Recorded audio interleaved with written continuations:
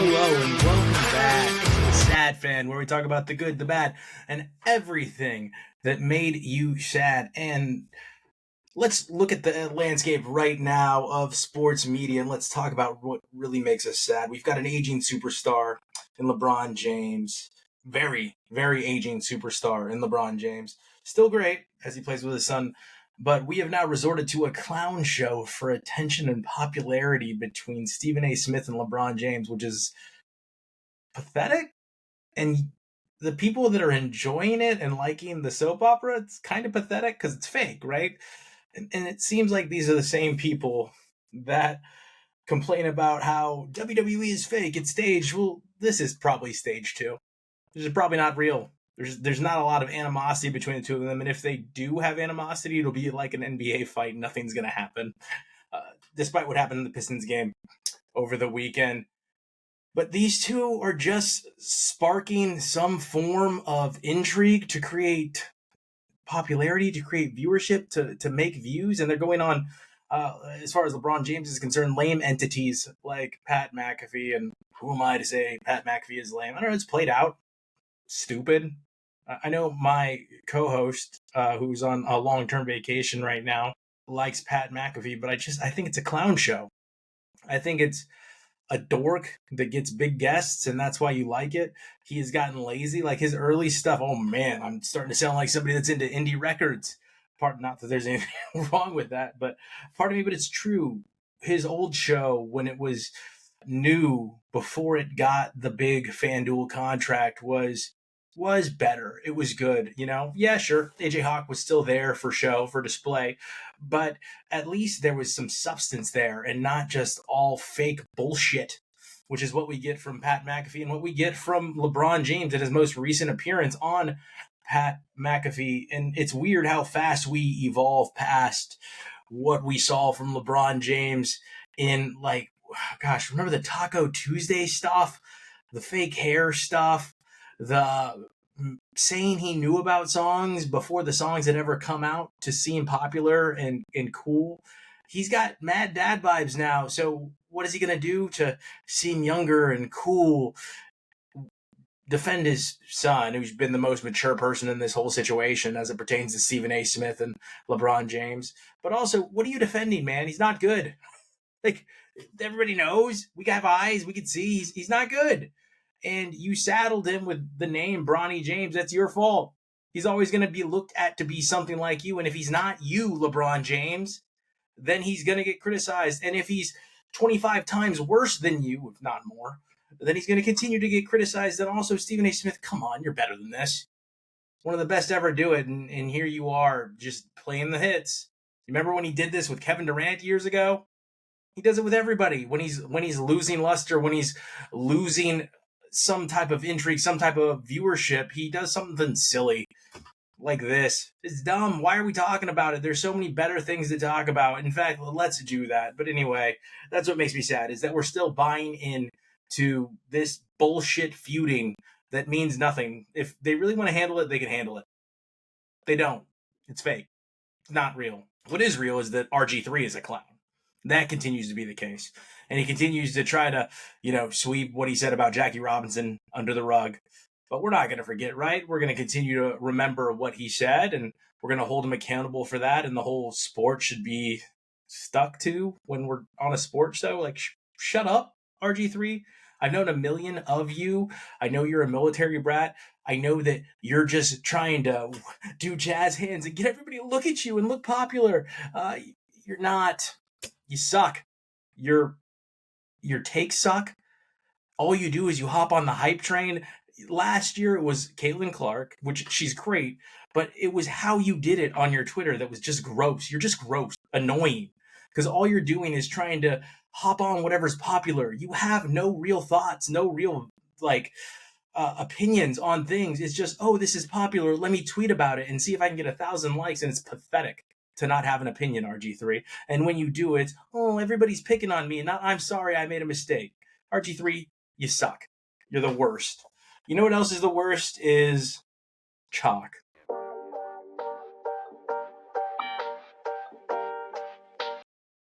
And that's what we have this year in the NCAA March Madness tournament.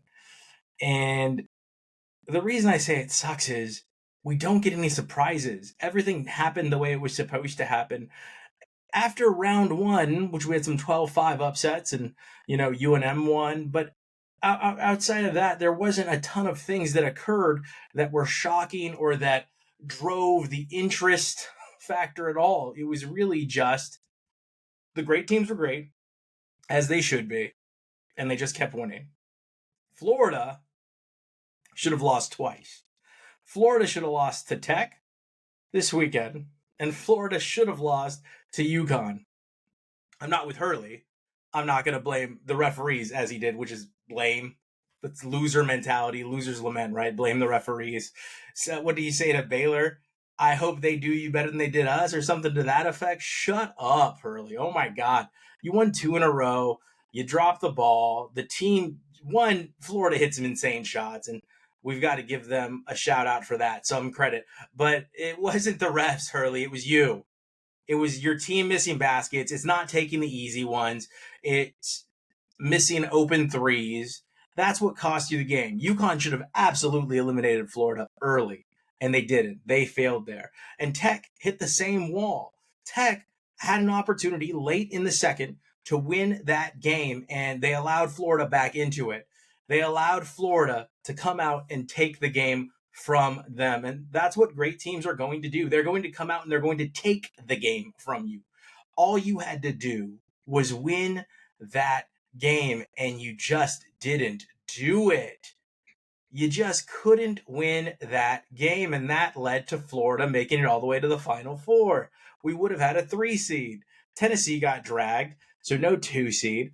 And then Auburn wins their game against Michigan State. Izzo does what Izzo has done as of late, which is be good enough, just good enough, but never make a splash, just good enough to get us to where we're at, and then miss out on the Final Four again, which he did. He missed out on the Final Four again, and now we've got, and then of course the best team, Duke, has looked unbeatable throughout this entire tournament. They have, in effect, been a juggernaut in every single game they have played. They have looked great, and is that going to run out? Who knows? But now we've got 4 1 seeds. I don't need to talk about Houston. Houston's style of ball is boring, and it's been boring for a couple years now. They remind you of the Virginia teams of Tony Bennett when they were winning championships and making it to Final Fours, and also being, one of the biggest upset teams of all time. But we've got Houston, we've got Duke, we've got Auburn, we've got Florida, and we've got a big bowl of who cares. I suppose we'd start to care if Duke doesn't win. But it's looking a lot like it could be Florida against Duke. I mean, Florida statistically is one of the best offensive teams we've ever had in college basketball. But I just get this weird feeling that they're so beatable that I don't get from Duke. And it's because, one, what we saw in the UConn game and what we were seeing in the Tech game, they just look beatable and they have to turn it on. And eventually you wonder, when is that luck going to run out? Because it will run out. Eventually it will run out. It's a lot of blah, blah, blah. Who cares right now with 4 1 seeds? And I don't like the people that just do chalk on their brackets getting rewarded. I don't. Take a risk. Playing it safe is ridiculous. Scared money don't make none is supposed to be the way it goes. And instead, we've got 4 1 seeds in the NCAA tournament Final Four. And it just seems unfair to the rest of the world having to watch greatness win again. Like, we're supposed to root for Duke? That's crazy talk. Why are we going to root for Duke? No one wants to root for Duke. We need someone that has pulled on the heartstrings of America, someone that has made us believe that an underdog can do it, and we did not get that this year. But it is not due to NIL taking over the game, Jay Williams. What a lame thing to say after years pass. Oh, well, NIL ruined it for 1 year. Relax, everyone. It's not due to NIL that we're not getting this. It's just because we didn't have the situations that we've had in the past where it's come down to one basket, you win it all, except for in the Maryland game. And Maryland delivered on that in that game. The team that was supposed to did it. And I suppose, Florida's won a couple close games. They just didn't appear close at the very end, but they were very close games. But outside of that, like I said, Duke, juggernaut. Houston, boring. Auburn, who knows anymore what Auburn is?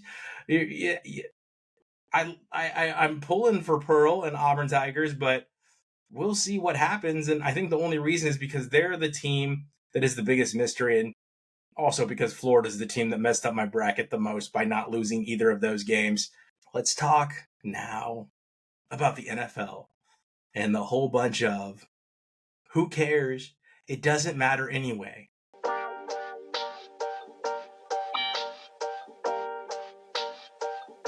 All right. Our top 5 moments of this offseason and the who cares, it doesn't matter anyway effect that it's going to have on you, your fandom, and your franchise. I just want to end the suffering right now. Don't get your hopes up. Don't put that drug you all love so much into your veins. Hope. The first one we're going to touch on is one we've already hit, and Geno Smith going to the Raiders. The Raiders have been a down bad franchise since they went to the Super Bowl and since Rich Gannon broke his neck the following year. They never had a quarterback until Carr, and Carr provided some stability at that position, and they haven't had stability since. And no, 34-year-old Geno Smith is not the stability the team needs. Geno Smith's going to give you 2 years, and Pete Carroll might be at that 2 years too. And here's the thing, they're not in win now mode. They don't have a team good enough to win now. They've got a tight end and probably a top 15 quarterback at this point in his career following his moves at Seattle. Like, he's fine. He's fine, but that's all he is. He's not going to win you any games you should lose. So he's not going to move the needle there. There are no wide receivers on Las Vegas. You could, try to go for Jacoby Myers, but it's a big bundle of usage rate, just like it would be in the NBA. He was all they had, so they had to use him. And then, of course, Brock Bowers, the tight end. They're really hoping that he doesn't have a sophomore slump, but there's no predicting whether or not that's going to happen. The Raiders are not in a position to win. The defense doesn't look good. Congratulations to Crosby on his contract, but Crosby's it? Really? They lost a ton of defense this year. Wilson has never been good. So who knows, right? Who knows what's going to happen with this team as they enter this season in a division that is loaded for bear with the Los Angeles Chargers, the Kansas City Chiefs, and the Denver Broncos, who had the reigning defensive player of the year on their team right now at cornerback. I mean, honestly, he's not going to have to worry about anything in the Las Vegas Raiders game. What are they going to do? Put him on the tight end, Brock Bowers? The Raiders don't really have anything that scares you. And that Geno Smith signing is just going to give you hope for really no reason, because the team's going to be right back where it was. This is going to be a very long process, and it's not going to be something that happens overnight. So the Geno Smith move is nothing that should have you excited. All it did was cost you a 3rd-round pick. You're probably going to end up right where you would be if you didn't have Geno Smith. Next up, number 4, move that didn't matter. Justin Fields going to the Jets. Well, here's the thing, Jets, you're a trash franchise. You've always been a trash franchise. Joe Namath is overrated. And you're always going to be a trash franchise.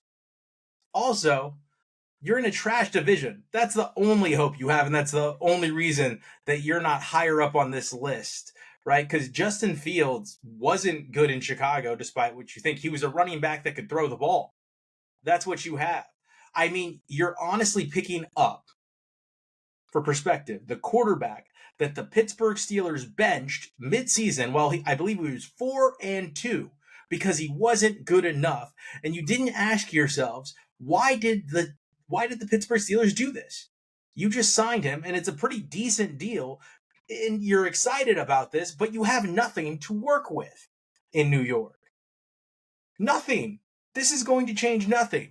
You're also, just like the Raiders, a down bad franchise. You're a trash franchise, like I said. So this move is going to lead to nothing but maybe what Tim Tebow would have been if he had ever started over Sanchez.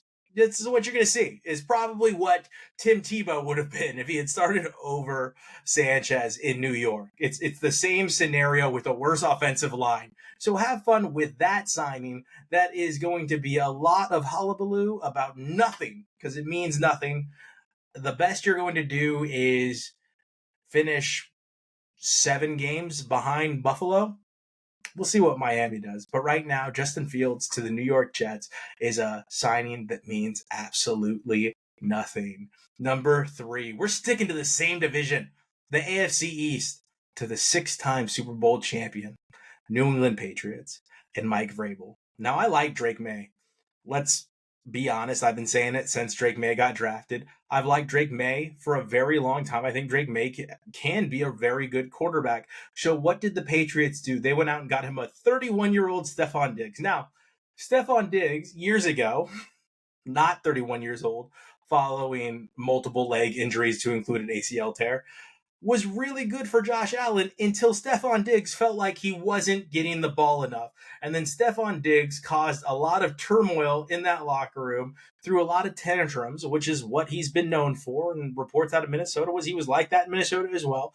And I don't know that anything's going to change. I'm pretty certain the only reason we didn't hear anything out of Houston of that nature is because he did get injured and was unable to keep playing and annoying people in that locker room.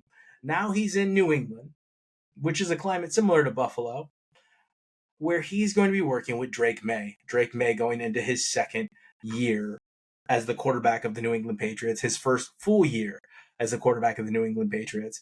And are we excited about this? No, it's number 3 in our top 5 of who cares. This doesn't matter, and it's not going to be the separating factor. The best thing about this is no one knows what Miami is. We all know Buffalo is great.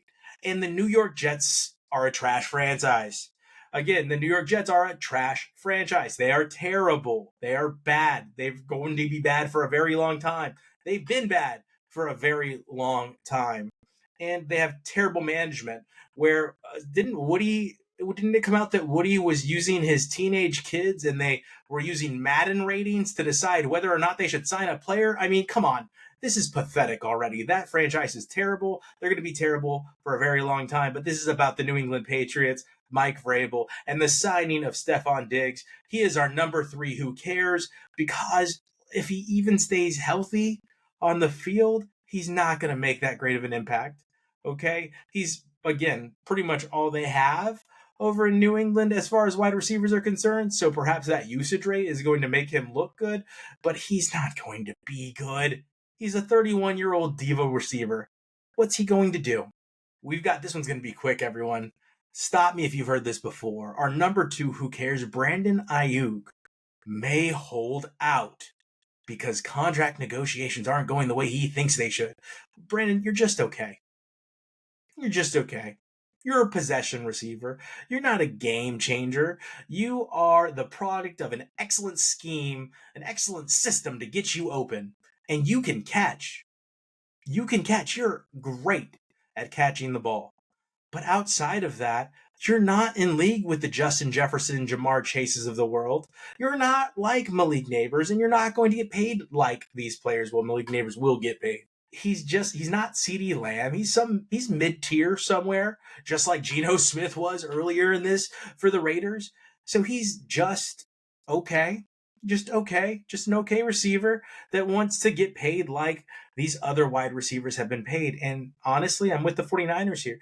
Does the juice, is the juice worth the squeeze? And the answer is no, not with Brandon Aiyuk. So we'll be quick here. That is our number 2 who cares. He's done this now, 2 years in a row? Enough already with Brandon Aiyuk. Just cut him so we don't have to deal with this nonsense anymore. He's not good enough for the headache he brings. He's not a separation factor that you have on your team. You've got George Kittle. You've got McCaffrey coming back, hopefully healthy. And from what I hear, the contract discussions with Brock Purdy are progressing smoothly. And Brock Purdy is just okay too, but man, does he fit that system. And as long as you don't have to overpay for him and you can keep winning games with Brock Purdy, you're going to ride that train until the wheels fall off. And finally, the last one, I think you guys all know where this is going. New York houses trash franchises that aren't even good enough to play in the state of New York. They play in Jersey. There's one team that plays in New York. That is the Buffalo Bills. And you signed Russell Wilson, who we have a lot of, reasons to say, well, he hasn't been that bad. Well, if we have to say, well, he hasn't been that bad for a quarterback, that quarterback is not going to change your franchise. And Russell Wilson has been not that bad for a very long time. So he's not going to change your franchise. He's going to go in there. He's going to do a couple Russell Wilson things. Your team's going to go ahead and win 6 games and lose 11, and you're going to find yourself in the top 10 picks again. And also, Mara, stop stealing fun from the NFL. Stop trying to block celebrations. Stop being, God, the owners in New York are the most boring human beings on planet Earth. And it's crazy that they've climbed their way to billions of dollars. I mean, it's just proof that you don't really have to be smart or good at very many things to make that much money, because they're not smart or very good at running their NFL franchises. And Daboll, this last-ditch effort of trying to save your job in New York with Russell Wilson is going to have you fired by midseason. That's my prediction. Bye-bye, Brian Daboll. Have fun with Russell Wilson throughout this year. But that's about how long he's going to last in New York, and I think we're going to see him holding a clipboard somewhere after this year. This is his last chance to be a starting quarterback in the NFL, and it will be his last time being a starting quarterback in the NFL, and it will be Brian Daboll's last year in New York. And no, he won't make it through the entire year. Also, shout out Paige Bueckers for an amazing women's tournament this year and what you've been able to do in these games. As of late, one of them dropped 40 points. It's phenomenal. She's going to be the number 1 pick in the WNBA draft. So this was the right time to declare for the WNBA draft. And also I'm hoping that it gives her team that motivation to go out and capture this year's women's championship. That is all for the Sad Fan. Thank you so much for joining us each and every week, and we will see you next time. Back to the block, I'm scamming. Back in the shop, I'm scamming. Get it off a dummy, I'm scamming.